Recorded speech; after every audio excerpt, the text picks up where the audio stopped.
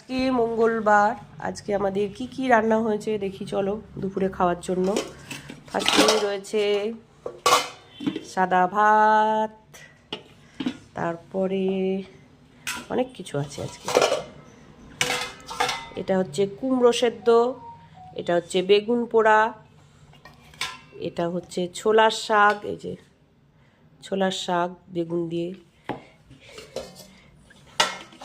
এটা হচ্ছে মুসুর ডাল, এই যে মুসুর ডাল, এটা হচ্ছে ফুলকপির তরকারি, এটা হচ্ছে চুনো মাছের চচ্চড়ি, এই যে চুনো মাছ তার চচ্চড়ি, এখানে হয়েছে বাঁধাকপির পকোড়া, এই দেখো লাল লাল পকোড়া, আর এখানে রয়েছে মাটন আর চিকেন, এ দুটো হচ্ছে কালকের, চিকেনও আছে আবার মটনও আছে।